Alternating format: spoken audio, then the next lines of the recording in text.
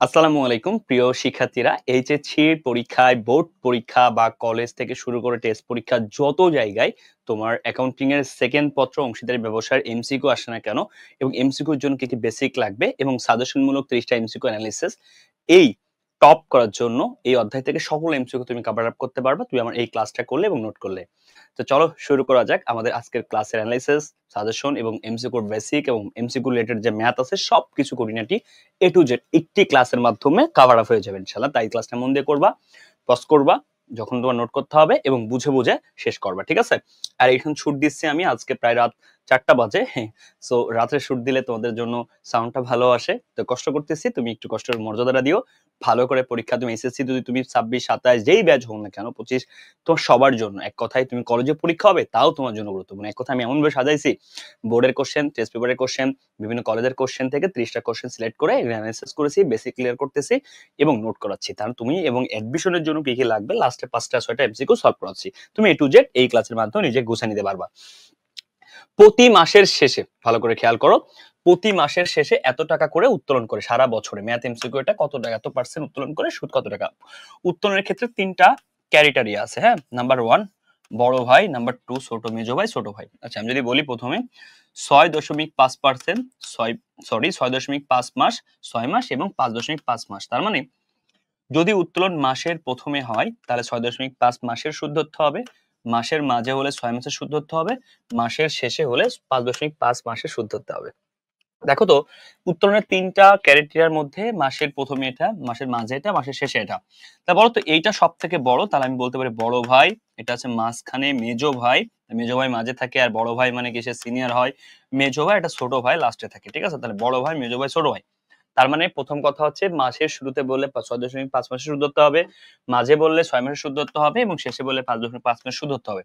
যদি বলা হয় কোনো তারিখ বলেনি, মানে কোনো তারিখ বা কন্ডিশন বা কোনো শর্ত না বললে, কোনো তারিখ বা শর্ত নাই বললেও 6 মাসের সুদ ধরতে হবে, নট পার্সেন্টেজ। হ্যাঁ, ঋণের ক্ষেত্রে পার্সেন্টেজ। এখানে হচ্ছে জাস্ট কত মাসের সুদ ধরবা, সেখানে বলেছে যে কোনো তারিখ বলেনি, কোনো কন্ডিশন বলেনি, কিচ্ছু বলেনি। Okay fine. এবার তারিখ যদি বলে নির্দিষ্ট তারিখ 10 মাস 8 মাস, ওকে যাই কিছু বলে রাখো, তারিখ বললে সেই তারিখ অনুযায়ী, তারিখ বললে সেই তারিখ অনুযায়ী বা তারিখ মোতাবেক, ঠিক আছে? ওকে, তাহলে উত্তোলনের ক্ষেত্রে কন্ডিশন হচ্ছে 2 মাস পর পর বললে একটা আছে, 3 মাস পর পর বললে আছে, 3 মাস পর পর বললে, 2 মাস পর পর বললে, যাই বলুক না কেন এই 3টা বেশি থাকে, এই 2টা খুব রেয়ার। তার মানে উত্তোলনের উপরে মানে রাখবা সবসময়ের জন্য যে ভাইয়া তারিখ না থাকলেও 6 মাসের সুদ ধরতে হয়, কোনো কন্ডিশন না বললেও, ঠিক আছে? আর তারিখটা তারিখ অনুযায়ী। আর ভেরি ইম্পর্টেন্ট কোশ্চেন, পণ্য উত্তোলনের উপরে কখনোই সুদ ধরা হয় না, ঠিক আছে? পণ্য উত্তোলনের উপরে কি বলে, সুদ তারিখ থাকুক না থাকুক, কোনো কন্ডিশন না, যাই বলুক না কেন পণ্য উত্তোলনের উপরে সুদ কখনো হবে না। এই উত্তোলনের ক্ষেত্রে এই ক্রাইটেরিয়া গুলা খুবই গুরুত্বপূর্ণ তোমার জন্য। হ্যাঁ, তো এইগুলা মাথায় রাখলে তুমি, আরটা আছে 2 মাস পর পর, আরটা 3 মাস পর পর, ঠিক আছে? 3 মাস পর পর, এই দুটাও ইম্পর্টেন্ট। হ্যাঁ, তাহলে আলটিমেটলি তোমার যাই কিছু বলুক না কেন এই কন্ডিশনের বাইরে যাবে না, তুমি স্ক্রিনশটে নোট করে ফেলো। এখানে কি বলছে, প্রতি মাসের শেষে এত টাকা উত্তোলন করে, সারা বছরে উত্তোলন করলে সে 10% হারে সুদ, উত্তোলনের সুদ কত? 3000 টাকা 10% একটা শূন্য বা 300। প্রথম কথা ক্লিয়ার, 300 টাকা, তাহলে প্রতি মাসে সে করে এত টাকা। মনে রাখবা এখান থেকে টপ নচ কোশ্চেন, এই যে যে টাকাটা এটা হচ্ছে প্রতি মাসের টাকা। তার মানে এই টাকার উপর যদি আমি 10% করি তাহলে এটা পাবো 1 মাসের সুদ। এটা কেন বলছি সবাই নোট করে, এই কথাটা ভেরি ভেরি ইম্পর্টেন্ট। 99% স্টুডেন্ট এখানে ভুল করে। দেখো প্রতি মাসের 3000, তার মানে 1 মাসের সুদ। মাসের টাকার উপরে 10% করলে আমি 1 মাসের সুদ পাচ্ছি 3000, আবার লাগবে শেষে, তাহলে গুণ 5.5। ক্যালকুলেটর করো, তুমি পেরে যাবা। কিন্তু তুমি যদি অ্যাডমিশনে যাও তোমার ক্যালকুলেটর ইউজ করতে দেবে না। সেই ক্ষেত্রে গুণ কি, 5 দিয়ে গুণ করলে 3 5 1500, ওকে? আর 0.5 মানে হাফ, 300 হাফ কত, 300 হাফ 150। আবার বলি 5 দিয়ে গুণ করলে 3 5 1500, আর 0.5 মানে হাফ, 300 হাফ হতে 150, 1500 100 1650 টাকা আছে উত্তর। এই যে এটা অ্যান্সার। আমি তোমাকে কেন বললাম এই কথাটা গুরুত্বপূর্ণ, মনে রাখো ছাগলের বাচ্চা ছাগল হয়, গরুর বাচ্চা গরু হয়, খাসির বাচ্চা খাসি হয়, মুরগির বাচ্চা মুরগি হয়, মানে যার বাচ্চা মানুষের বাচ্চা মানুষ হয়। তার মানে স্ক্রিনশট দিয়ে রাখো অথবা নোট করে রাখো, খুব গুরুত্বপূর্ণ। এখানে এটা মাসের টাকা, তাহলে মাসের টাকার উপরে যদি আমি সুদ ধরি তাহলে 1 মাসের সুদ পাবো। এটা গুরুত্বপূর্ণ কোশ্চেন। হ্যাঁ, যদি বলা হয় কোনো বছরের টাকার উপরে সুদ ধরলে 1 বছরের সুদ পাবো। কেন বললাম একটু দেখাই দিই। মনে করো প্রতি মাসের শেষে উত্তোলন করে বছরে মোট বছরে মোট উত্তোলন ৫,০০০, সুদ 10%। এইবার দেখো এই ম্যাথটা কি হবে। ম্যাথটা দুটার মধ্যে একটু পার্থক্য আছে। এখানে বলেছে প্রতি মাসে এত টাকা, তার মানে এখানে বলেছে প্রতি মাসের শেষে। কন্ডিশন সেম আছে, কিন্তু উত্তোলনের টাকাটা দেওয়া আছে বছরে মোট। তার মানে বছরে মোট দেওয়া আছে, তার মানে সারা বছরে উত্তোলন ৫,০০০। তাহলে এই যে ৫,০০০ টাকা, এর উপরে 10% করলে কত পাবো? ৫০০। এই ৫০০ টাকা কি এক মাসের সুদ নাকি এক বছরের সুদ? উত্তর হচ্ছে ভাই এক বছরের সুদ। কেন আমি এক বছর সুদ বের করলাম বলছি, ভালো করে বুঝো। যদি আমি এটা এক বছরের সুদ হয় তখন কি হবে, আমার লাগবে প্রতি মাসের শেষে মানে ৫.৫ মাসের সুদ। তখন কিন্তু গুণ ৫.৫ ধরলে হবে না, আগে দিতে হবে ১২। কেন? এই ৫০০ টাকা এক বছরের সুদ, তাই ভাগ ১২ দিয়ে যা হবে ওর সাথে গুণ ৫.৫। স্যার আগের কোষের তো আমি ৩০০ বেরোইছিল, গুণ দিছিলাম ৫.৫। এটাই তো খেলা। এই ৩০০ এক মাসের সুদ ছিল। কেমনে বুঝলাম? এইটা মাসের টাকা, তাই। আর এখানে এটা হচ্ছে বছরের টাকা, দেখছো?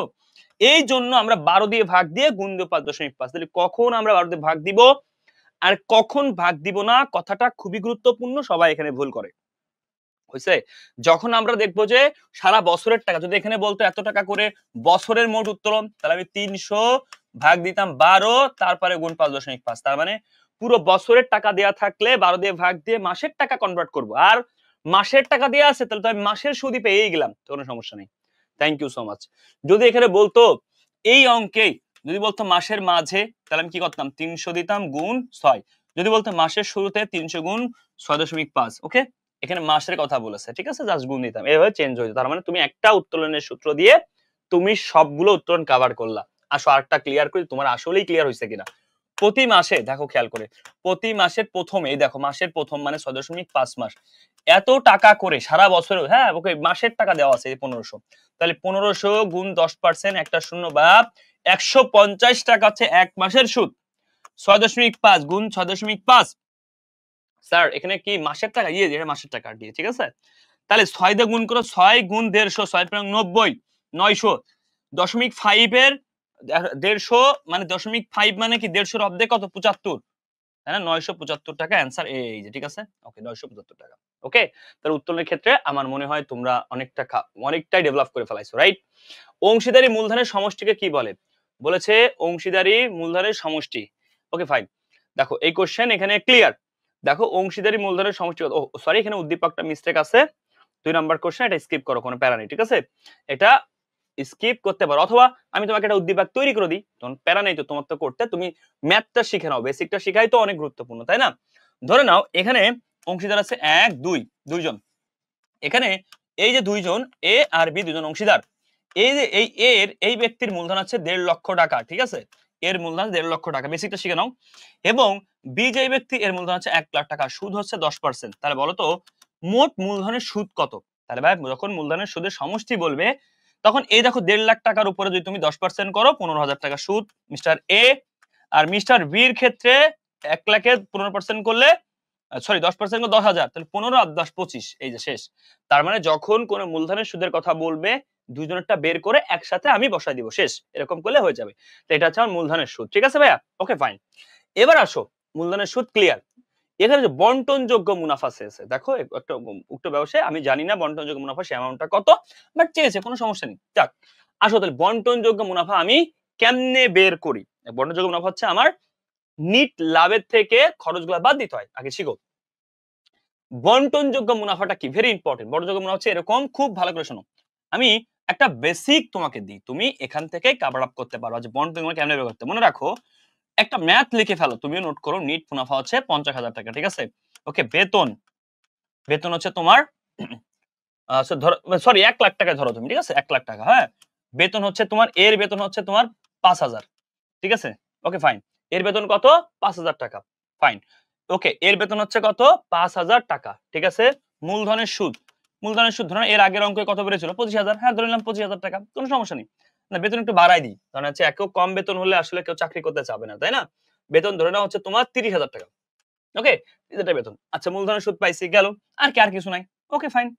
এখন আসো বন্টনযোগ্য মুনাফা কেমনে বের করতে হয়। মনে রাখবা, বন্টনযোগ্য মুনাফা যখন এইচএসসি থাকা অবস্থা আমরা অনেকে অধ্যায় করছি কিনা জানি না, সিকিউ আমরা ইকোনমিক বন্টনযোগ্য মুনাফার ক্ষেত্রে নিট লাভ এই পাশে বসাই, তারপরে বেতন আছে এই পাশে বসাই, মূলধনের সুদ, এক কথায় খরচগুলো এই পাশে বসাই, তাই না ভাইয়া?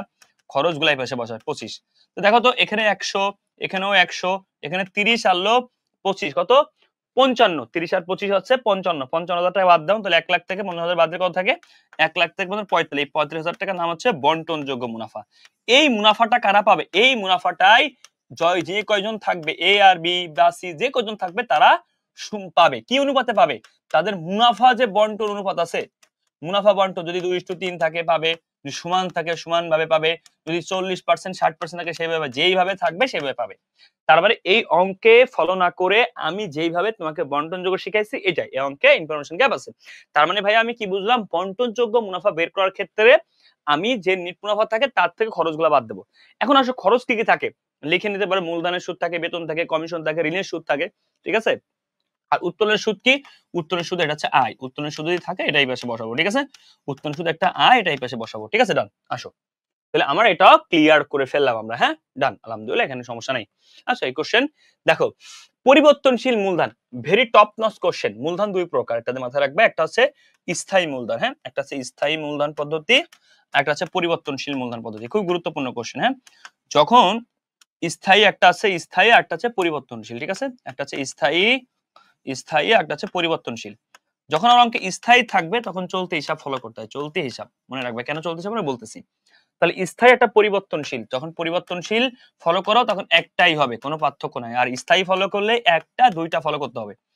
মনে রেখো যখন পরিবর্তনশীল ফলো করা সকল লেনদেন এখানে থাকবে, পরিবর্তনশীলের ক্ষেত্রে সকল লেনদেন এখানে, স্থায়ীর ক্ষেত্রে এর মধ্যে শুধুমাত্র মূলধন হিসাব থাকবে, মূলধন ও অতিরিক্ত মূলধন থাকবে, মূলধন ও অতিরিক্ত মূলধন থাকার বাকি যা আছে কি কি, উত্তোলন থেকে শুরু করে, উত্তোলন থেকে শুরু করে, বেতন থেকে শুরু করে, যে কোনো সুদ থেকে শুরু করে, যে কোনো ব্যয় থেকে শুরু করে, যে কোনো আয় থেকে শুরু করে যা আছে সবকিছু চলতি হিসাবে থাকবে। ওকে, এবং এই চলতি হিসাবে অলওয়েজ ক্রেডিট জের প্রকাশ করতে হবে, ডেবিটও হতে পারে। চলতি হিসাবে জের কি হতে পারে? ডেবিটও হতে পারে, তবে অলওয়েজ ক্রেডিট জের প্রকাশ করে, মনে রাখবা। চলতি হিসাবে যে সাধারণত কি জের প্রকাশ করে? ক্রেডিট জের প্রকাশ করে, তবে ডেবিটও হতে পারে। তাহলে কি শিখলাম? মূলধন দুই প্রকার, একটা হচ্ছে স্থায়ী, একটা চলতি, সরি একটা হচ্ছে স্থায়ী, একটা পরিবর্তনশীল। যদি পরিবর্তনশীল ফলো করা হয় তাহলে এখানে সবকিছুই পরিবর্তনশীল মধ্যে থাকে, কোনো পার্থক্য নাই। আর যদি তুমি স্থায়ী ফলো করো তাহলে তোমাকে আরেকটা হিসাব ফলো করতে হবে, তার নাম চলতি। এই স্থায়ীর মধ্যে কি থাকে? শুধু মূলধন, অতিরিক্ত মূলধন। আর চলতির মধ্যে বাকি যা আছে আয় ব্যয়, উত্তোলন, বেতন, মূলধনের সূত্র সব থাকবে। এবং এই চলতি হিসাব আর ক্রেডিট জের প্রকাশ করে, কিছু কিছু ক্ষেত্রে ডেবিট জের হতে পারে, ঠিক আছে? তাহলে চলতি হিসাব থেকে প্রশ্ন হবে, চলতি হিসাবের মধ্যে কি কি থাকে, চলতি হিসাবের মধ্যে কি কি থাকে, বা কোনটি চলতি হিসাবে থাকে না, স্থায়ীর মধ্যে কি কি থাকে, স্থায়ী কখন প্রস্তুত করা হয়, চলতি কখন প্রস্তুত করা হয়, এরকম কোশ্চেন হবে হবে হবে হবে হবে। এইচএসসি তো হবে, কলেজে হবে, অ্যাডমিশন সব জায়গায় হবে, ঠিক আছে? তো এখানে কি আছে? পরিবর্তনশীল মূলধন তৈরি করতে হবে, পরিবর্তনশীল কথা বলেছে। তাহলে পরিবর্তনশীলের মধ্যে কি কি থাকে? দেখো আমরা এটা দেখার ট্রাই করি একটু, পরিবর্তনশীলের মধ্যে অ্যাকচুয়ালি কি থাকে, ঠিক আছে? ওকে, তো আমরা এখন দেখবো যে আসলে পরিবর্তনশীলের মধ্যে কোন কোন এন্ট্রি গুলো থাকে। তাহলে পরিবর্তনশীল সবই থাকে, তাহলে সব থাকে কি? এই দেখো দেওয়া আছে এখানে, লাভ লোকসান আবন্টন হিসাব, হ্যাঁ থাকে লাভ লোকসান আবন্টনের সকল হিসাব, যেগুলো আমরা লাভ লোকসান থাকে সব মূলধন থাকে। এবং সেই মূলধন চলতি থাকে না, এখন চলতি কোথায় থাকে? চলতি থাকে যখন স্থায়ী করা হয়, তার মানে চলতিটাই শুধু থাকে না, এটা স্থায়ীর মধ্যে থাকে, ঠিক আছে? ওকে আসো, চুক্তির আবর্তমানে, চুক্তির আবর্তমানে চুক্তিতে না থাকলে, চুক্তির আবর্তমানে চুক্তিতে না থাকলে অংশীদারি কর্তৃক প্রদত্ত ঋণের সুদ, প্রদত্ত ঋণের সুদ মানে কি? ইনভেস্টমেন্ট, মনে রাখবা প্রদত্ত ঋণ হচ্ছে অন কাইন্ড অফ ইনভেস্টমেন্ট। আর যদি বলে প্রাপ্ত ঋণ, প্রাপ্ত ঋণ এটা হচ্ছে তোমার দায়, কারণ প্রদত্ত ঋণ তুমি দিয়েছো, এটা তোমার অন কাইন্ড অফ ইনভেস্টমেন্ট, ঠিক আছে? ওকে, এই ঋণের সুদ আর কত? মনে রাখবা ঋণের সুদ 6%, ঋণের সুদ বাধ্যতামূলক কত percent? 6%, on kind of investment এটা, হ্যাঁ এটা মাথায় রাখবা। ওকে ফাইন, তাহলে ভাইয়া এটা হচ্ছে ঋণের সুদ কত পার্সেন্ট? 6%। আরো কিছু লিখে নাও, চুক্তির অবর্তমানে মানে কি? চুক্তিতে না থাকলে, চুক্তিতে না থাকলে কি হবে মনে রাখো, চুক্তিতে না থাকলে খুব গুরুত্বপূর্ণ, সকলে খেয়াল রাখো, চুক্তিতে না থাকলে উত্তোলনের সুদ, উত্তোলনের সুদ কত মাসের? উত্তোলনের সুদ চুক্তিতে কোনো কিছু বলা নেই, তাও 6 মাসের হবে। উত্তোলনের সুদ কয় মাসের হবে? চুক্তিতে না থাকলে। অতিরিক্ত মূলধন, অতিরিক্ত মূলধন কি? সুদ ধরা যাবে না, অতিরিক্ত মূলধনের সুদ ধরা যাবে না। চুক্তিতে না থাকলে লেখা নেই, মানে চুক্তিতে লেখা নেই। মুনাফা, মুনাফা সম্পর্কে কিছু না থাকলে কি? মুনাফা সমান ভাগে, তাহলে মুনাফা লেখা না থাকলে কি? সমান ভাগে, ক্লিয়ার? চুক্তিতে কোনো কিছু লেখা নেই, তাহলে মুনাফা কেমন হবে? সমান ভাগে হবে। চুক্তিতে অতিরিক্ত মূলধনের সুদ যদি লেখা না থাকে ধরা যাবে না। চুক্তিতে লেখা নাই যে মূলধনের সুদের কথা, অতিরিক্ত মূলধনের সুদ না থাকলে ধরা যাবে না। উত্তোলনের সুদ কয় 6 মাসের, চুক্তি না থাকলে ঋণের সুদ কয় পার্সেন্ট, ঋণের সুদ 6%। অনেকে ভুল করে ফেলে, এটা পার্সেন্টেজ, এটা কিন্তু মাস। অনেকেই পার্সেন্টেজ আর মাস ভুল করে, তুমি নোট করে ফেলে, এখানে ভুল হয়, এটা অ্যাডমিশন স্টুডেন্ট ভুল করে, আর তুমি তো কেবল এসএসসি বাচ্চা, তাই না? তার মানে এখানে ভুল হয়, নোট করে ফেলো। Thank you so much. আসো দেন তারপরে কি আছে, রাম ও রহিম একজন অংশীদারের কারো দুজন অংশীদার, ভালো কথা। এই বছরে মুনাফা পেলো যথাক্রমে 6 এবং 9,000 টাকা। তারা মুনাফা বন্টন অনুপাত কত? দেখো একজন পাইছে 6,000 টাকা, একজন 9,000 টাকা। ভেরি ইম্পর্টেন্ট কোশ্চেন, 3টা শূন্য 3টা শূন্য কেটে দাও। দেখো কাটাকাটিটা ইম্পর্টেন্ট, তাহলে 6 আর 9 এটা তোমার কত দিয়ে কাটে? এখানে 3 দিয়ে কাটে, 3 3 9, 3 2 6, 2:3। এর থেকে সহজ আর হইতে পারে? হতে পারে না। জাস্ট নিজের মেধাটা, নিজের দক্ষতা, নিজের টেকনিক্যাল ইস্যুটা কাজে লাগাও, তুমি অবশ্যই পারো।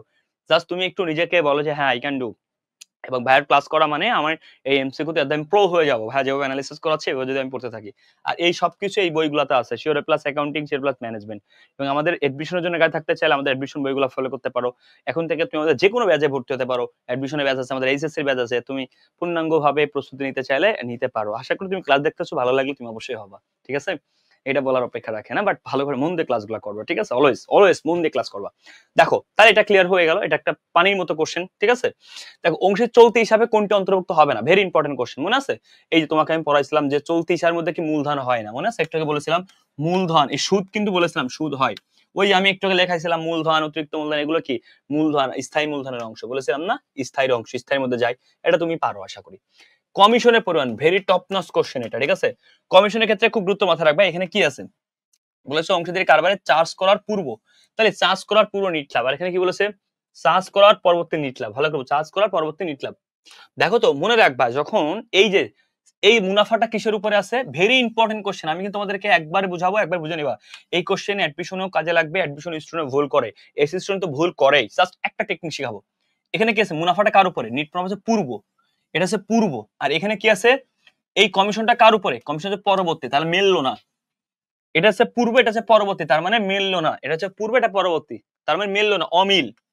অমিল, যখন অমিল দেখবা, অমিল দেখলে স্বাভাবিকভাবে এই টেকনিক, স্বাভাবিকভাবে এই যে যে টাকা থাকবে তার উপরে যে হার, এই হারটা দিয়ে নিচেই এই যে নিচে কি করবা, এত কি করবা, যোগ করে দিবা, শেষ, এত যোগ 10, অ্যান্সার শেষ হয়ে যাবে। ক্লিয়ার? তুমি ক্যালকুলেশন করো, অ্যান্সার হয়ে যাবে। দেখো তুমি ক্যালকুলেশন করো, অ্যান্সার হয়ে যাবে যে 1,10,000 গুণ 10 ভাগ 110। ওকে, অ্যান্সার হয়ে যাবে। ভাইয়া তাহলে কখন আমরা সিম্পলি করতে, অনেক সময় দেখছিলাম যখনই এখানেও বলবে, এখানে ধরো আছে কি পূর্ব, এখানে পূর্ব আছে, এখানেও বলেছে পরবর্তী, মানে কিন্তু পরে, নট পূর্ব। এখানেও বলেছে পূর্ব, দুটো যখন মিল থাকবে, ঠিক আছে?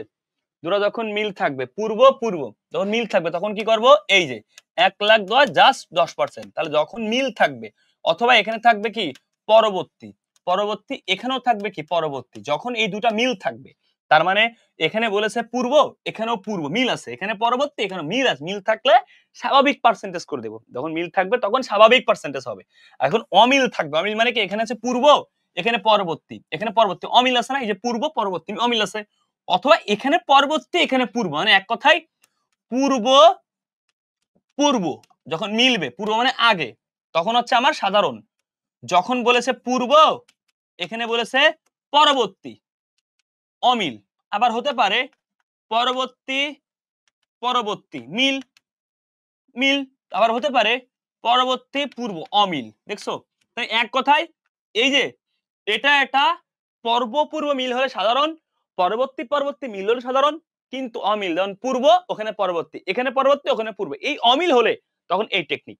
কোন টেকনিক? এই যে এই টেকনিকটা মানে কি, এই টেকনিকটা মানে হচ্ছে এই যে হারটা, এটা বসাবো নিচে 100 যোগ 10, তুমি বলতো 20%, তাহলে 1,10,000 গুণ 20 ভাগ 100 যোগ 20। ওকে, এইভাবে করতে হবে, তার মানে এই টেকনিক, এটার হার এখানে হার, এটা সূত্র, সূত্রের 100। ক্লিয়ার? এইভাবে করলে তোমার ম্যাথটা বের হবে। তার মানে এই কোশ্চেনগুলো যাদের সমস্যা ছিল, তুমি একটা টেকনিকে ক্লিয়ার, এক কথায় মিলে গেলে সাধারণ পার্সেন্টেজ, না মিললে জাহিদ ভাই যেভাবে করাইছে এই অমিলের নিয়মটা। Thank you so much.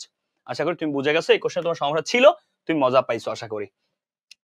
এখানে কি বলেছে, একটা ব্যক্তি, তার নাম হচ্ছে কি রাজিন, রাকিব ও একটা অংশীদার, তারা প্রতি মাসের শুরুতে, যে কন্ডিশনটা কিন্তু দেশের শুরুতে, শুরুতে রাজিন 500 টাকা প্রতি মাসের মাঝামাঝিতে, রাফিল 500 টাকা প্রতি মাসের শেষে এত টাকা উত্তোলন করে, উত্তোলনের সুদ 10%। তাহলে দেখো হিসাব 1 বছর। আগে সুদ বের করি, প্রথম জন, হ্যাঁ রাজিন তাহলে এবার রাজিন, রাজিনের কত টাকা প্রতি মাসের শুরুতে? রাজিন 500, তার মানে 500 গুণ কত? 500 গুণ হচ্ছে 10%, 10% করলে কত হবে? 50। 500 গুণ 10% করলে কত হবে? 50। এটা হচ্ছে আমার কি এক মাসের সুদে যে বলেছে। তার মানে রাজিন করে শুরুতে, তাহলে গুণ 6.5 শেষ। তারপরে কি আছে? তার প্রতি মাসের মাঝে 500, 500 গুণ 10%, ওকে, তাহলে 50, 50 গুণ 6 মাঝে বলেছে। প্রতি মাস শেষে 300, 300 গুণ হচ্ছে 10%, 30, 30 শেষে বললে 5.5। এই তো যা হবে তিনটা একসাথে করলে অ্যান্সার মিলে যাবে মোট উত্তোলনের সুদ। তাহলে ক্লিয়ার? এটা তুমি জানো, তোমাকে জাস্ট একটু একসাথে করানো হলো এই আর কি। ওকে ডান। তাহলে ভাই দেখো এটা কি হয়েছে? উত্তোলনের সুদ হয়েছে, এই যে তিনটে যোগ করলে হয়ে যাবে। উত্তোলন চাই, তাহলে উত্তোলন চাইলে কি হবে? উত্তোলন তো আরো সোজা। তাহলে প্রথমের জন কি করে? প্রথম জন হচ্ছে প্রতি মাসে 500, তার প্রতি মাসে 500 করলে বছরে কত? উত্তোলন তো সিম্পল, উত্তোলনের সুদ বলে উত্তোলন বলেছে আগে। দ্বিতীয় জনের প্রতি মাসে কত? 500, দ্বিতীয় জনের প্রতি মাসে করে 500, তৃতীয় জন করে 300, 300 গুণ 12। দেখো তো হয়েছে কিনা। ওকে, তাহলে এটা কত? 5 বরং 60, 6000, 5 বরং 60, 6000, 300, 300, 3000 আলো 3 দুগুণে 600, 3000 আলো 600, 3600। তার মানে 6 6 12 3 15600। দেখছো? তার মানে আলটিমেটলি উত্তোলন শেষ। উত্তোলন চাইলে কি হবে? মাসের টাকা গুণ 12, এক বছরের সুদ। কারণ উত্তোলন তো ভাই বছর ধরতে, মনে রাখবা উত্তোলনের টাকা কি হবে? পুরো বছরের হবে, নট নট 6.5, নট 5.5, নট 6। উত্তোলনের ক্ষেত্রে পুরো, সুদের ক্ষেত্রে আলাদা, মনে রাখবা উত্তোলনের ক্ষেত্রে পুরো বছরের, উত্তোলনের ক্ষেত্রে পুরো বছরের, সুদের ক্ষেত্রে আলাদা, উত্তোলনের ক্ষেত্রে পুরো বছরের, উত্তোলনের ক্ষেত্রে পুরো বছরের, উত্তোলনের ক্ষেত্রে পুরো বছরের, উত্তোলনের ক্ষেত্রে। ওকে, উত্তোলনের ক্ষেত্রে কি? উত্তোলনের ক্ষেত্রে পুরো বছরের। ওকে, ওকে, উত্তোলনের ক্ষেত্রে কি হয়? পুরো বছরের। Okay, thank you so much, thank you so much. আসো এবার আসো ভাইয়া, এই যে উত্তোলনের সুদ, এই যে তোমাকে পড়াই ফেলছে একটু আগে, এই যে এগুলো তো আমি সলভ করাই ফেলছি অলরেডি, হয়ে গেছে। বেতন চার্জ করার, ভেরি ইম্পর্টেন্ট কোশ্চেন, বেতন চার্জ করার পূর্বে, পুরো মানে আগে। তাহলে চার্জ মানে কি? চার্জ মানে লাভ লোকসানে আমরা চার্জ করি। চার্জ করি কোথায়? লাভ লোকসানে, লাভ লোকসানে আমরা চার্জ করি। তাহলে এই চার্জ করার পূর্বে অংশীদারি মুনাফা দেওয়া থাকলে, তাহলে চার্জ করার পরে, এখন চার্জ করা হয়নি, উক্ত অংশীদারি বেতন নগদে গ্রহণ না করলে, নগদে গ্রহণ না মানে কি? সেটা মূলধনে আসবে, মূলধনে কি আসবে? মূলধন হিসাবে আসবে। যদি চার্জ করার পূর্বে মানে লাভ লোকসানে আসবে। যদি বলে, নোট করে ফেলো, যদি বলে চার্জ করার পরে, তাহলে লাভ লোকসান হিসাবে আসবে না। ওকে ডাইন। যদি বলে নগদে গ্রহণ করা হয়েছে, নগদে গ্রহণ করা হয়েছে, তাহলে মূলধন হিসেবে আসবে না। আবার বলি, চার্জ করার পূর্বে বললে লাভ লোকসানে আসবে, চার্জ করার পরে বললে লাভ লোকসানে আসবে না। নগদে গ্রহণ করা হয় নাই, মূলধনে আসবে। নগদে গ্রহণ করা হয়েছে, মূলধনে আসবে না। তাহলে কি হবে? লাভ লোকসান হিসাবে ডেবিট দিকে, দেখছো লাভ লোকসানে আসবে, কারণ চার্জ করার পূর্বে আসবে। মূলধন হিসাবেও ক্রেডিট দিকে, মূলধন হিসাবে তো এই যে ক্রেডিট দিকে যায়, স্বাভাবিক না? বেতনটা কি পাবে না অংশীদার, তাহলে মূলধনে ক্রেডিট দিকে যাবে না, মূলধন বাড়ে না বেতনের ফলে। তাহলে বেতনের ফলে কি? বেতন পাবে মানে কি? তুমি বেতন পাবা, তোমার মূলধন হিসাবে যোগ হবে, তাহলে এই যে ক্রেডিট দিকে, ডান, ক খ অ্যান্সার। ঠিক আছে? ওকে, চলতি হিসাব। ভাই দেখো এখানে কি বলছে? পরিবর্তনশীল পদ্ধতি, ভেরি ইম্পর্টেন্ট। পরিবর্তনশীল পদ্ধতির ক্ষেত্রে চলতি হিসাব চলে না।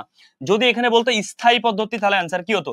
স্থায়ী পদ্ধতি হলে, ভেরি ইম্পর্টেন্ট কোশ্চেন, আমি আবার বলছি ভেরি ইম্পর্টেন্ট কোশ্চেন, যদি বলতো স্থায়ী পদ্ধতি, তাহলে এইটা অ্যান্সার হতো, এটা হতো না। কেন? তোমার মনে রাখবা স্থায়ী পদ্ধতিতে বেতন কিন্তু চলতির মধ্যে যায়, স্থায়ী পদ্ধতি ফলো করলে বেতন চলতির মধ্যে ঢুকে যেত, রাইট? এখানে কেন চলতি হলো না? কেন পরিবর্তনশীল, কারণ পরিবর্তনশীলের ক্ষেত্রে চলতি ফলো করা হয় না। এর থেকে ভালো করে বোঝানোর সক্ষমতা আমার নেই আসলে, তুমি মন দিয়ে বুঝলে আশা করি বুঝছো। আবার বলছি, এখানে বলেছে পরিবর্তনশীল, তাই চলতি আসবে না। যদি এখানে বলতো স্থায়ী, তাইলে আমার চলতি আসতো, এটা আসতো না। কেন? কারণ মূলধনের হিসাবের মধ্যে স্থায়ী বললে স্থায়ীর মধ্যে কখনোই বেতন যায় না, এটা চলতির মধ্যেই যায়। আসো, এখানে বলছে পাপ্পু ও প্রীতম দুজন অংশীদার 3:2 অনুপাতে মুনাফা নেয়, লাভ ক্ষতি নতুন অনুপাত কত? এটা আমি 3 সেকেন্ডে শেখাম, শর্ট টেকনিক, মানুষের একমাত্র টেকনিক এই ম্যাথের উপরে। আমার টেকনিকটা 2019 সাল থেকে ভাইরাল, 18 সাল 19 সাল থেকে, তখনই বিভিন্ন বই থেকে ফলো করা হয় এটা, হ্যাঁ। বাট তুমি যে বইতে দেখো এক ভাববা এটা আমার টেকনিক, ঠিক আছে, মাথায় রাখবা। দেখো এখানে কি আছে? পাপন 5-এর 1 অংশ নেয়, এটা অনেক কিছু বলা আছে। তারা দুইজন পাতক 30 সুদের, পাপন নেয় 5-এর 1, এটা ভেরি ইম্পর্টেন্ট, হ্যাঁ। পাপন যে 5-এর 1 নিচ্ছে, বাকি যে 5-এর 4, এটা পাপন রেখে দিচ্ছে এদের দুজনের জন্য, কারণ পাপন তো 5-এর 1 ভাগ নিবে, বাকি যে 5-এর 4 ভাগ যে দুজনে রেখে দেবে। তাহলে এই 4 ভাগ পাবে এরা দুইজন, তাহলে আগে বাদ 3 আর 7, 3 4 12, আগে বাদ 2, এখন 4, 4 দুগুণী 8। এখন এই যে পাপন যে পাবে, এটা পাপন 1, এটা কেমন করে দুটো যোগ করব? খুবই গুরুত্বপূর্ণ, এটাই সবথেকে কঠিন। এইটুকু যোগ করে এই যে 1 গুণ করব, 3 আর 2 5, 1 কে 5, অ্যান্সার শেষ। অনেকে অবাক হবা যে ভাইয়া এত সহজে কি করা যায়? জি, জাহিদ ভাইয়ের কাছে আসলে সবই সোজা। ব্যাপারটা হচ্ছে এরকম। অনেক ইন্টারেস্টিং ম্যাথ এগুলো আর কি, ভালো করে বুঝো। আবার বুঝো, যদি বলা হতো 3:2, 5-এর 4 না বলে বলতো 4-এর 1, তাহলে কি হতো 4 ভাগের 1 ভাগ পাপন নিলে 4-এর 3 থিবে, 3 ভাগ বাকি থাকবে এদের জন্য। 3 3 9, 3 2 6, এই দুটো যোগ করো, এই যে 1 ভাগ এর সাথে গুণ করো, 3 2 5, 1 5, শেষ, 9 6 5। আবার বুঝো, মনে করো এ আর বি দুইজনের অনুপাত হচ্ছে 5:2, সি কে তারা 3 ভাগের 1 ভাগ দিল, বাকি থাকলো 2 ভাগ, এই 3-এর 1 দিলে বাকি 2 ভাগ, 5 আর 2 10, 2 2 4, 5 আর 2 7, 7 1 7, ঠিক আছে। দ্যাটস দ্য টেকনিক, তুমি কিভাবে ম্যাথটা সলভ করছো পরীক্ষার হলে। তুমি যত টেকনিক জানবা তুমি তত বেশি নিজেকে আগা রাখতে পারবা। এগুলো তো অ্যাডমিশনে 100% যে কোনো একটা ভার্সিটিতে আসবে, এইচএসসি তে 100%, যে কোনো একটা বোর্ডে কলেজে 100% আসবে, ঠিক আছে। ওকে, আসো এখান থেকে একটা টপ সিক্রেট শিখাই দিই। 5-এর 1টা যদি বলতো এখানে 10%, তাহলে কি হইতো মনে রাখবা, 10% মানে, ওকে ফাইন, 10 ভাগের 1 ভাগ, কারণ 100-র মধ্যে 10% কয়বার যায়, 100-রে 10 দিয়ে ভাগ দিলে 10 ভাগের 1 ভাগ। মনে রাখবা 25% মানে বোঝাচ্ছে 4 ভাগের 1 ভাগ, এগুলো লিখে নাও। যদি বলা হয়, তো খুব গুরুত্বপূর্ণ সহকারে শিখো, যদি বলা হয় 50% মানে কত, 2 ভাগের 1 ভাগ। যদি বলা হয় 33.33% মানে 3 ভাগের 1 ভাগ, ঠিক আছে। এগুলা খুবই টপ নচ কোশ্চেন, এগুলা পরীক্ষা হলে অনেক কাজে লাগে, বুঝতে পারছো কি বলছি। ওকে ফাইন, যদি বলা হয় 20% তাহলে 5 ভাগের 1 ভাগ। হ্যাঁ, এগুলা পরীক্ষাতে অনেক বেশি কাজে লাগে কিন্তু, ঠিক আছে। এই পার্সেন্টেজ গুলো তোমার অনেক ইম্পর্টেন্ট, ঠিক আছে। তাহলে এখানে যদি বলতো যে পার্সেন্টেজ বলুক, এই যে 5-এর 1 না বলে এই পার্সেন্টেজ বললে এগুলো অ্যান্সার। হ্যাঁ, এগুলো অ্যান্সার, বুঝতে পারছো কি বলছি। এগুলাই কি অ্যান্সার, বলে 12.5%, 8 ভাগের 1 ভাগ, কারণ 100-র মধ্যে 12.5, তাহলে 100 ভাগ 12.5 দাও, 8 পাবা, বুঝতে পারছো। 100-র মধ্যে 12.5 দিলে তুমি 8ই পাবা, ঠিক আছে। Thank you so much. আসো এগুলো একটু নোট করে নাও, তোমার কাজে লাগবে। আসো, একটি অংশীদারি ব্যবসায়ের এ বি সি তিনজন অংশীদার মুনাফা বন্টন এত টাকা, বন্টন যোগে আমরা সি এর মুনাফা কত টাকা। দেখো 3জন অংশীদার, টোটাল 90,000, এই 90,000 টাকা কয় ভাগে নেবে, 3 × 5 = 6, তাহলে 6 গুণ হচ্ছে 6 ভাগ 90, 6 ভাগ হচ্ছে কত ভাইয়া, 90। ওমা, 6 ভাগ কত, 90। ওকে ফাইন, তাহলে দেখো তো 6 ভাগ 90 কত হয়, স্বাভাবিক 15,000 না ভাইয়া, তাহলে কি 10 দেব, 6 15 90 না, 15,000 টাকা আছে 1 ভাগে। তাহলে দেখো তো ভাইয়া, যদি বলা হয় এ কত, 3 ভাগ, তো 3 × 45, বি 2 ভাগ, 2 15 30, সি 1 ভাগ, এই যে 1 ভাগে 15,000, শেষ। তার মানে এইভাবে তুমি আগে ভাগ করে দেন, তারপরে যার অনুপাত তাকে দিলে হবে, কোনো সমস্যা নেই। এটা একটা সিম্পল একটা কোশ্চেন, ঠিক আছে। কিন্তু এখানে একটা কোশ্চেন আছে খুব গুরুত্বপূর্ণ, সব নিশ্চয়তার কোশ্চেন আসে এখান থেকে। হ্যাঁ, তোমাকে একটু আমি টপ নচ দিয়ে দিই আর কি। যদি বলা হয় এ সি কে বলল, সি যে হলো তার মুনাফা এ সি কে বলল তার মুনাফা কোনোভাবে 20,000-এর নিচে হবে না। সর্বনিম্ন কত হবে, 20,000-এর নিচে কখনোই হবে না, 20,000-এর নিচে হবে না। তাহলে এ সি কে বলল তার মুনাফা 20,000-এর নিচে হবে না, এ সি কে বলল তার মুনাফা 20,000-এর নিচে হবে না, তাহলে সির মুনাফা এখানে হচ্ছে 15,000। বাকি যে 5,000 টাকা ঘাটতি, এই 5,000 টাকা কে দেবে, দেবে এ। তার মানে দেখো তাহলে এর মুনাফা কত হতো, 3 × 45,000 টাকা হইতো, এই যে 15,000 গুণ 3। কিন্তু এখন কি হবে, 45,000 থেকে মাইনাস যাবে 5,000, কারণ এর মুনাফা হবে 40,000, বির মুনাফা হবে 30,000, সির মুনাফা হবে 20,000। তাহলে এই যে যে ব্যক্তি নিশ্চয়তা দিবে তার এখান থেকে মাইনাস হবে। যদি এ আর বি দুজন মিলে নিশ্চয়তা দিত, তাহলে কি হতো, এর মুনাফা হয়তো কত, তাহলে এই যে 5,000 টাকা ঘাটতি হইতো, এটার 50% দিতে হচ্ছে এ, এই যে 5,000 টাকার মধ্যে বাকি 50% দিতে হচ্ছে বি, তাহলে 2,500 টাকা, ঠিক আছে। ওকে, তার মানে এই 45,000 থেকে মাইনাস যত কত, 2,500 টাকা, ঠিক আছে। সির যে বির যে 30,000 টাকা, এখান থেকে মাইনাস যত 2,500 টাকা, তার মানে যে যে নিশ্চয়তা দিবে তার সেখান থেকে মাইনাস যাবে। তার নিশ্চয়তার ম্যাথটা কি ক্লিয়ার, যে ব্যক্তি নিশ্চয়তা দিবে তার সেখান থেকে মাইনাস যাবে। ওকে, এখন এই নিশ্চয়তাটা যে যেভাবে দিবে, দুইজন মিলে দিলে দুজন থেকে মাইনাস, একজন দিলে একজন থেকে মাইনাস, ঠিক আছে। ওকে, দুইজন যদি সমান ভাগে যায়, দুইজনের মধ্যে যদি একজন দেয় 70%, তাহলে তারা কিন্তু 70 মাইনাস। মানে সাপোজ তোমার এখানে হইলো এ বললো যে আমি 5,000 টাকা জরিমানা এখান থেকে 90% আমি একা দেবো, তার মানে এর এখান থেকে 90% মাইনাস যাবে। 90% কত হয়, 5 × 4500 মাইনাস যায়। তার মানে ভাই সে যেইভাবে নিশ্চয়তা দিবে, ধরো এ আর বি দুজন সমান ভাবে নিশ্চয়তা দিল, তাহলে দুজনের সমান ভাবে মাইনাস হবে। এ বললো আমি 90% দিব, তাহলে ওর এখানে 90% মাইনাস যাবে। এ যদি বলে আমি 60% দিব, 60% মাইনাস যাবে, বাকি 40% বি বেয়ার করবে। এইভাবে নিশ্চয়তার ম্যাথ গুলা হয়। আমি তোমাকে নিশ্চয়তার 3টা স্টেপে শিখাই দিলাম, তুমি যেভাবে পরীক্ষা আসে অ্যান্সার করবা। এরা 3জন অংশীদার, মুনাফা বন্টন হচ্ছে 3 2 1, বন্টন হচ্ছে জেড এর প্রাপ্য মুনাফা কত। এটা আগের কোশ্চেন এই কোশ্চেন সেম, পারবা, এই কোশ্চেন আগের কোশ্চেন সেম, এখানে কোনো সমস্যা নাই, ঠিক আছে।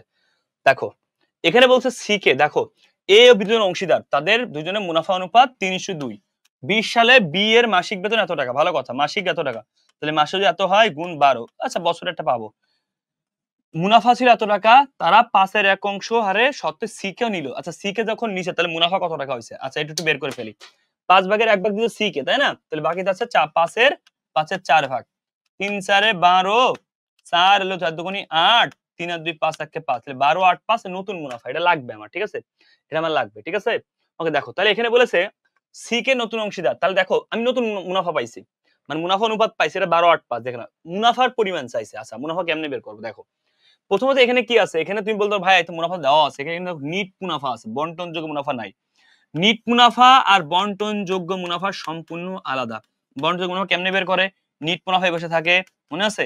এই বিষয়ে ব্যয়গুলো বসাতে হয়। যেমন মাসিক বেতন হচ্ছে 1200 টাকা, তাহলে মাসে 1200 হলে বছরে কত? 12 দুগুণী 24,000 আর 500 গুণ 12 6, 30,000 টাকা আছে বেতন। 30,000 বেতন দিলাম। আর কিছু আছে? আর কোনো কিছু এখানে নাই। আছে মুনাফা টুনাফা কোনো ব্যয় নাই। তাহলে 30 থেকে 75 বাদ দিলে হয় 45। এই 45,000 টাকা আছে বন্টনযোগ্য মুনাফা। তাহলে 45,000 টাকা কি? বন্টনযোগ্য মুনাফা। আসো 3 জন অংশীদার 12 8 5, তাহলে এবার কে কত হবে বলো? 12 8 5 কে কত হবে? ভাগ দিলে অ্যান্সার বের হবে, ঠিক আছে? তাহলে বন্টনযোগ্য মুনাফা কত আছে আমার? 45,000 টাকা, ঠিক আছে? Okay fine. এখন আসো এখানে খুব গুরুত্বপূর্ণ সহকারে খেয়াল রাখো। এখানে আমার গুরুত্বপূর্ণ, এখানে কি আছে? এখানে তো বি এর মুনাফা, তাহলে শুধু বি কত টাকা পাবে, ঠিক আছে না? বি পাবে 18,000 টাকা। আচ্ছা অ্যান্সার আছে, বাট এখানে দেখি আমাদের কত হয়। খুব ভালো করে দেখো, এখানে আমার টোটাল 75,000 টাকা ছিল, সেখান থেকে বাদ দিছি। বাদ দেওয়ার পর যে অ্যামাউন্টটা দাঁড়াইছে, তাহলে নতুন একটা মুনাফা আমরা এখানে পাইছি। সেই মুনাফার পরিমাণ এই যে সি আসার 12 8 5, দেখো তো এখানে কত আছে? 12 আর 8 5 20 আর 25,000, 25 ভাগ আছে এখানে, ঠিক আছে? তো এবার তুমি একটু ক্যালকুলেশন নিয়ে ভাগ করো, দেখবা পেরে যাবে, ঠিক আছে? তুমি একটু ক্যালকুলেশনে ভাগ করো, দেখো এখানে কি আছে? এত টাকা ধার্য করার পূর্ববর্তী মুনাফা। ওকে ফাইন, একটু কষ্ট করে ভাগ করো, আমি একটু ভাগ করে ফেলি। 25, তাহলে এখানে আছে কত দাঁড়াচ্ছে? একটু ক্যালকুলেশন করে ফেললে আমার জন্য সুবিধা হবে, ঠিক আছে? Okay fine. ওকে ওকে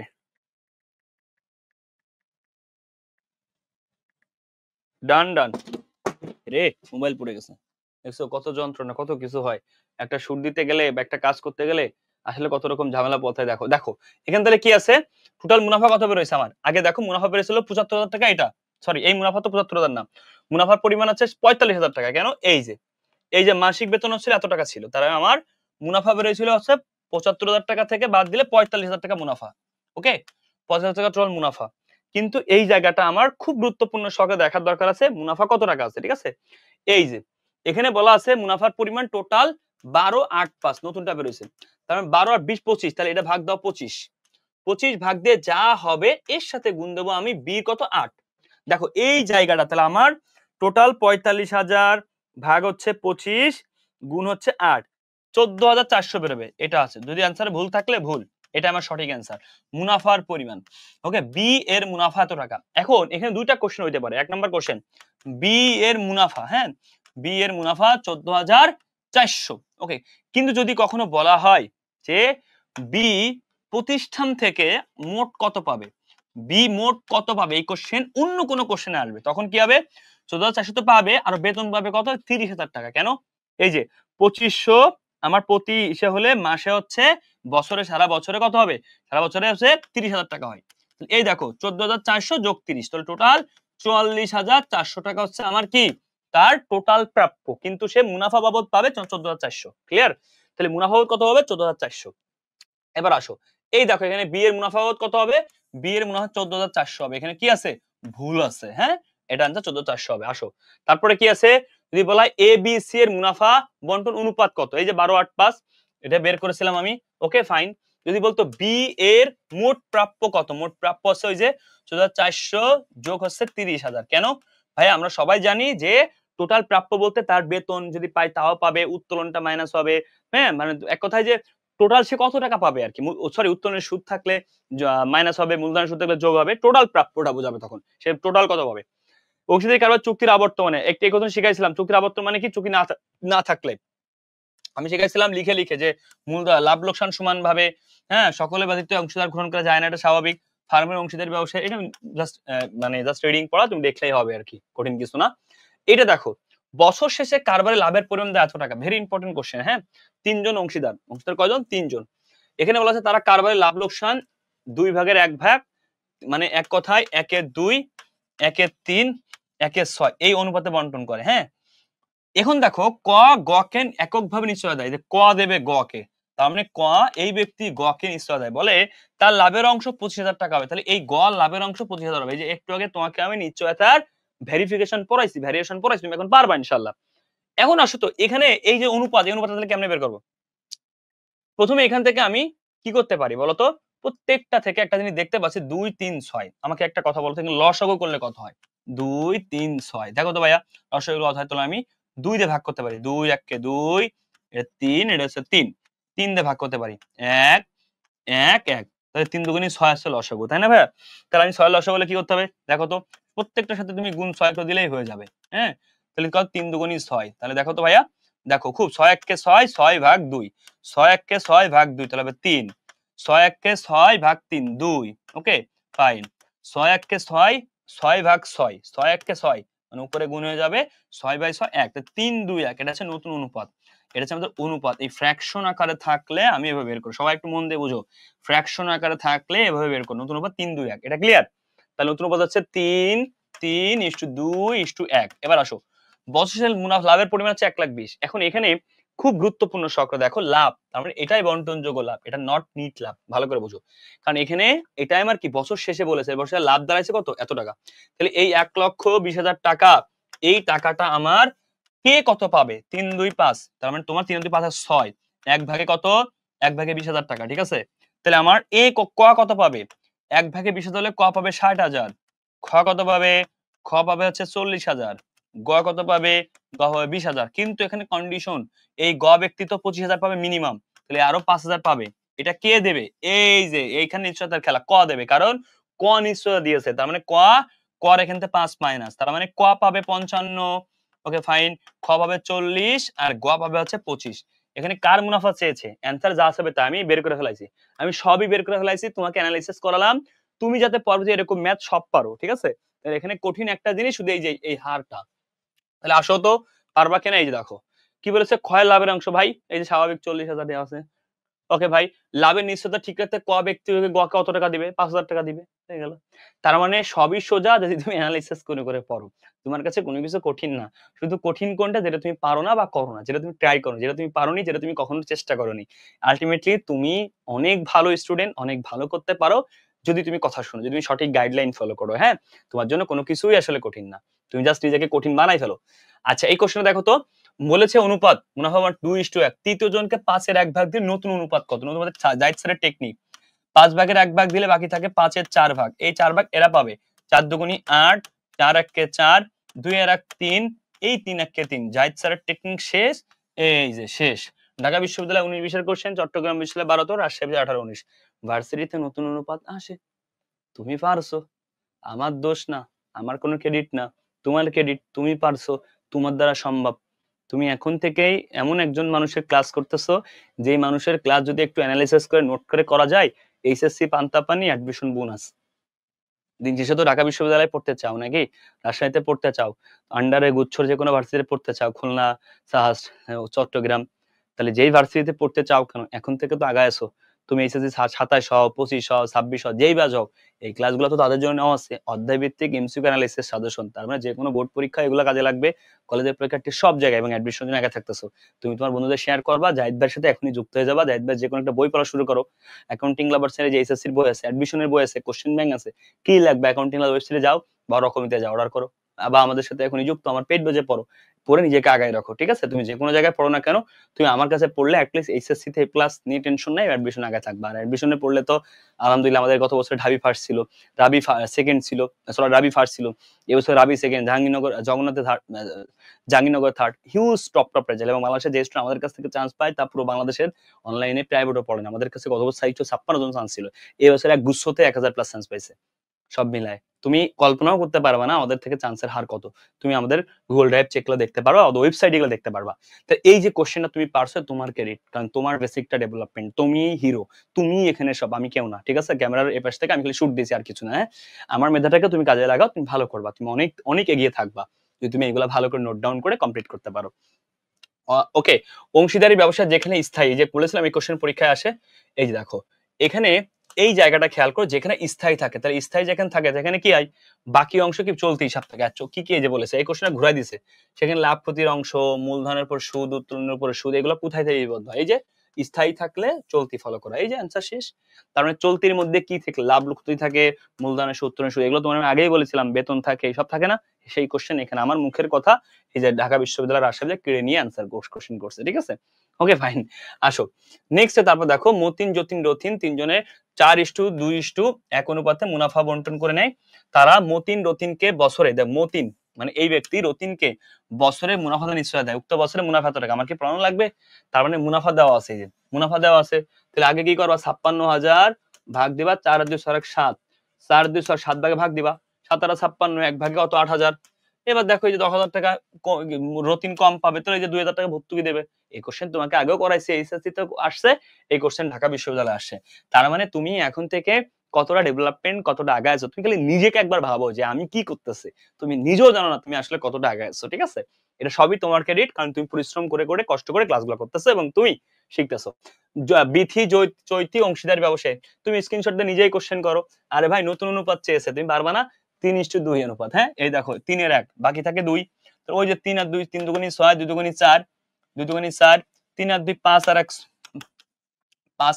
ওকে, তাহলে এই যে তুমি যে পারতেছো, এটাই হচ্ছে তোমার উন্নতি, ঠিক আছে। ওকে ফাইন, আসো লাভ ক্ষতি অনুপাত টাকা, ভালো করে এই কোশ্চেন তুমি পারবা। এখানে বলেছে মূলধন, এই যে মূলধন অনুপাতে বন্টন হবে, ভালো করে মূলধন অনুপাতে বন্টন হবে, ঠিক আছে। এই তিন বন্ধু, হ্যাঁ মুনাফা কি হবে, মূলধন অনুপাতে, মূলধন 25, 30, 35, 50, কেমনে বের করবা, 3টা 0, 3টা 0, 3 গ্যাচিং, এখানে 50, 35, 25 কাটাকাটি করো, 5 দিয়ে কাটো, 5 5 25, 5 7 35, 5 10 50, 5:7:10, এটা হচ্ছে আমার কি, আমার মুনাফা অনুপাত। মুনাফা বের হয়ে গেলো, এই যে মুনাফা। ওকে, এই প্রাপ্য মুনাফা স্থির কত হয়ে যাবে, এই তো। তাহলে অনুপাত বের করতে পারলে প্রাপ্য অনুপাত বের করতে পারবা। তাহলে টেকনিকটা আছে শুধুমাত্র মূলধন দেওয়া আছে, এখান থেকে অনুপাত বের করাটাই টেকনিক, এই ছাড়া আর কিছু না, ঠিক আছে। অনুপাত বের করলে হয়ে যাবে, এটা তুমি করতে পারো, পারবা। আসো দেন কি আছে, দুজন অংশীদার, এর ভাই এটা পারবা না, নতুন অনুপাত, এই স্ক্রিনশটও তুমি নিজে সলভ করো, তুমি পারবা। আল্লাহ, রাজশাহী বিশ্ববিদ্যালয়ের কোশ্চেন, অংশীদার উল্লেখ না থাকলে মুনাফা বন্টন সমান পাবে না, বলছিলাম না ওই যে, ও চুক্তির আবর্তমানে ওই সময় একটা টেকনিক শিখাইছিলাম, চুক্তির আবর্তনে কি কি হয় লিস্ট, ওই কোশ্চেন যে ভার্সিটিতে আসবে তুমি কখনো ভাবছিলা? তার মানে তুমি যে নোট করে করে পড়তো, সেটার ফজিলাত কি পাইছো? এইভাবেই তুমি, ওকে বলা হয়েছে অ্যানালাইসিস করলে তুমি পানি হয়ে যাবা, তুমি বস হয়ে যাবা, এমনি এমনি বলিনি আমি, ঠিক আছে। আর আল্লাহর রহমতে যেই কোশ্চেন মুখ থেকে বের করি, যেই কথাটা, এই কথাটা একটা কোশ্চেন, আল্লাহর রহমতে এত পরিমাণে কোশ্চেন সলভ করাইছি ভার্সিটি যে মুখস্থ হয়ে গেছে এক কথা, হ্যাঁ। অংশীদার চুক্তিতে লাভ লক্ষ্য উল্লেখ না থাকলে মুনাফা বন্টন কি সমান ভাগে, এই যে লাভ ক্ষতি সমান ভাগে, দেখছো সব মানে পানি। এখন তিনজন অংশীদার প্রত্যেকে প্রথমে, এই যে পারবা না, প্রত্যেকে কি মাসের প্রথমে, এই যে প্রথমে, প্রথমে মানে প্রথমে প্রথম দিন বা প্রথমে একই কথা, এত এত উত্তোলন করে, উত্তোলন সুদ 10% হলে এই যে ক খাগার মোট সুদ কত। তার মানে দেখো মাসের প্রথমে বলেছে, তাহলে এই যে সেই টেকনিক 10% করবা, প্রথমে 60, 10% গুলো 30, 20, এরপরে প্রথম বললে 6.5, 6.5, 6.5 হয়ে গেল, শেষ, সবই প্রথমে। তাহলে এই তো রাজশাহী বিশ্ববিদ্যালয়ের কোশ্চেন, এই তো এসএসসির কোশ্চেন, সবই তোমার আন্ডারে, সবই তুমি পারো, আলটিমেটলি তুমি অবশ্যই পারবে ইনশাআল্লাহ।